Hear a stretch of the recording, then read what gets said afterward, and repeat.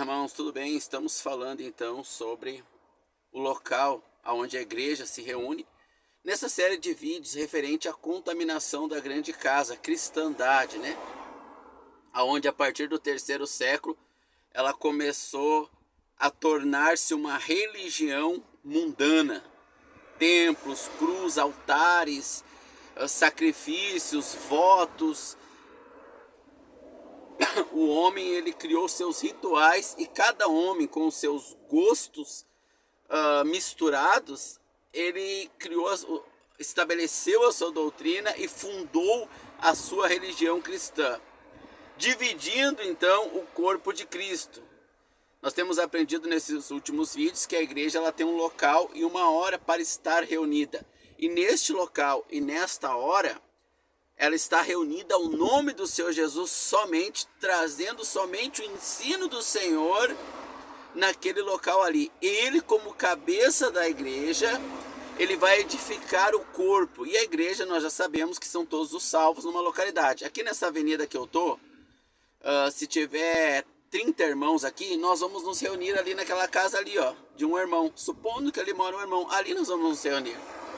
E ali o Senhor Jesus vai nos edificar como igreja. Agora, nós podemos nos reunir também como sócios. Digamos que 6 irmãos nessa rua aqui são donos de uma empresa. Então nós vamos nos reunir ali na empresa para falar sobre o nosso negócio financeiro. E o Senhor Jesus vai ser o cabeça dessa reunião. O Senhor Jesus sempre é o nosso cabeça. Nós vamos nos reunir para confraternizar alguns irmãos. O Senhor Jesus vai estar ali como nosso cabeça. Nós vamos reunir como pais para passar uma mensagem para os nossos filhos que já casaram, né? Supondo que um casal já com uma certa idade tenha 6, 7 filhos, eles estão com problemas, às vezes casamento, financeiro, e o pai convida eles para uma reunião, o pai e a mãe convidam eles. E ali o pai vai trazer consolo, conforto no Senhor. Essa é uma reunião familiar. Então a reunião da igreja, ela quase não acontece. É muito difícil nós vermos a reunião da igreja. Nós vemos a reunião religiosa cristã, começando lá com o catolicismo, a reforma protestante, o pentecostalismo, né, o neopentecostalismo, e toda essa questão religiosa cristã, né? Mas ali não é a reunião da igreja. Os últimos vídeos eu tenho falado que a igreja tem uma hora e um local para estar reunida como igreja, não reunida em outros aspectos. Os irmãos podem se reunir em vários aspectos, mas como igreja existe uma hora e um local. Bom, eu estou com a minha Bíblia aberta na carta de Filemão. Então o apóstolo Paulo, detentor da doutrina, detentor do fundamento junto com os demais apóstolos, não existe mais apóstolos hoje no sentido de autoridade apostólica. Na etimologia da palavra nós podemos encontrar então apóstolo no sentido de enviado, aí abre aspas, qualquer um é um apóstolo, mas no sentido de autoridade para trazer o ensinamento de Deus para a igreja, não existe mais apóstolos hoje, não existe, irmãos. Mas é outro assunto, agora é o local e a hora da igreja. Bom, o apóstolo Paulo, ele diz aqui, Paulo, prisioneiro de Jesus. Lendo aqui a Bíblia, irmãos. Simples e objetivo. E o irmão Timóteo, ao amado Filemão. Então agora a carta é pessoal. Mas ele vai endereçar a mais. A pessoa de Filemão, eu a mais. Vamos ver. O amado Filemão, nosso cooperador. E a nossa amada irmã Áfia. E ao irmão Arquipo, nosso amigo, e a igreja que está em sua casa. Então veja, a casa se reunia, a igreja se reunia na casa do irmão Filemão. Vai sempre existir várias alegações para questionar a palavra de Deus e fazer como o homem quer, sempre. O homem ele não gosta de uma coisa, então ele vai buscar outros versículos ali para distorcer a palavra de Deus. Isso sempre vai existir. Ah, mas hoje tem muita gente, não dá para ser na casa de um irmão. O espaço não é o mais importante. Claro que pode ser embaixo de uma árvore, de um prédio, né? Mas é no local da igreja. Por quê? Não é um templo público com CNPJ, aonde é misto, aonde entra pagãos, incrédulos. Não, irmãos, esta reunião dentro de templos religiosos denominados cristãos não é absolutamente a reunião da igreja, onde o Senhor Jesus é a cabeça, em hipótese alguma. Normalmente ela é numa casa. Veja que em Atos dos Apóstolos, após a pregação de Pedro, 3.000 almas são salvas. Então, como é que vai caber 3.000 almas numa casa? Aqui. Se eu sei que na minha rua tem 10 irmãos, nós vamos nos reunir ali. Não preciso ir andar 50 mil cidades para ir lá naqueles irmãos do reteté lá, do rebolar no altar, do Canta Lachimba Bala House, ou da prosperidade. Eu sou a universal. Não, meu negócio, eu não aguento mais miséria, quero ficar milionário e tal. Eu sou universal. Então, claro que se eu procurar algo que alimenta a minha carne, o meu homem natural, se eu não entender a paz de Cristo, o amor de Cristo e usufruir da alegria do Espírito, que preenche mais qualquer coisa, claro que eu vou buscar um templo religioso. Óbvio, né? Bom, então, Paulo diz: Paulo, prisioneiro de Cristo, Timóteo, ao amado irmão Filemão, nosso cooperador, a irmã Arquipo, nosso amigo, e a igreja que está em sua casa. Você vai ver que as cartas, eu li já Romanos, eu já li Coríntios, você vai ver que as cartas vai endereçar a igreja, que ela tem um local, e a igreja que está na sua casa. E ela tem um horário de acontecer também, que nós não vamos nos ater ao horário aqui, porque é muito material para nós desenvolvermos referentes a palavra de Deus. Bom, vamos abrir em Atos dos Apóstolos.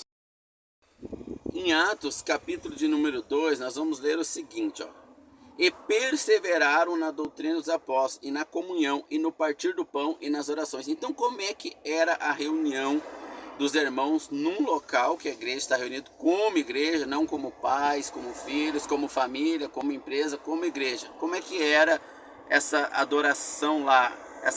Como acontecia a ordem de culto, né? E perseveravam na doutrina dos apóstolos. Você vê, como é que os irmãos falam? A minha igreja ensina assim.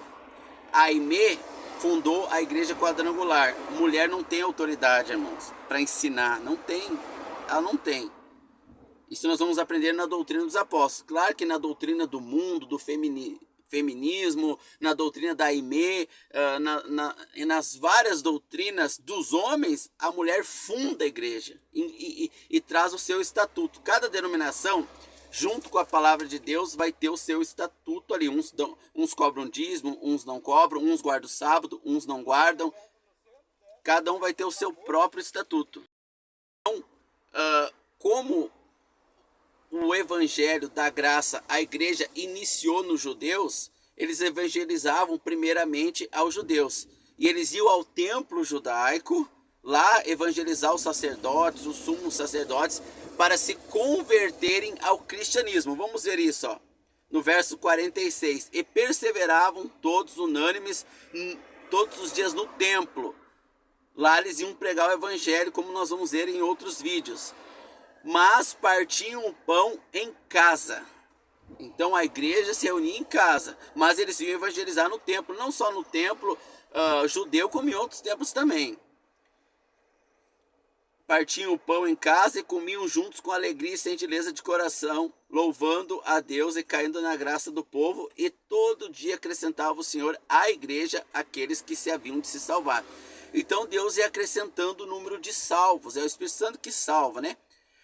Em Atos capítulo 8, Felipe está pregando a uma multidão, o Espírito Santo tira ele dali e leva alguém que está com sede. O dom de evangelista vai achar as almas perdidas, o Espírito Santo vai achá-las e vai acrescentar o nome de salvo. Mas a evangelização hoje, dos que são acrescentados, eles são acrescentados a uma necessidade natural e não a salvação. Você que está com a família assim assado, venha para a igreja tal, campanha da família. Você que está com problema financeiro, venha para a igreja tal, campanha da prosperidade. Então o homem se converte àquela religião cristã e raramente ao Senhor Jesus dentro do cristianismo. Então dentro do cristianismo, que é essa grande casa contaminada, o número de salvos ali, de acrescentados no nome no livro da vida, é muito pouco.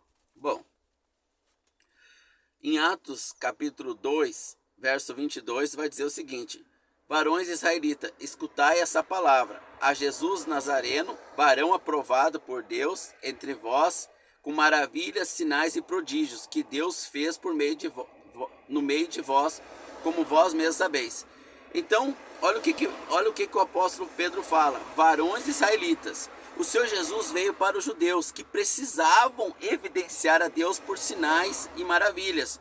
O Senhor Jesus fez esses sinais e maravilhas. E ele deu esses sinais e essas maravilhas: ressurreição de mortos, perna amputada crescendo, pessoas que nasceram sem olho, o olho crescendo de novo, nascendo. Ele deu esses sinais e maravilhas aos apóstolos. Por quê? Porque os apóstolos trouxeram a doutrina para a igreja. Então, para provar para os judeus que os primeiros crentes salvos eram judeus, e os judeus pediam sinais e os gregos sabedoria, para provar que Jesus era com os apóstolos e que o que eles falavam não vinha deles, mas do Espírito Santo, que Deus mandava eles falar.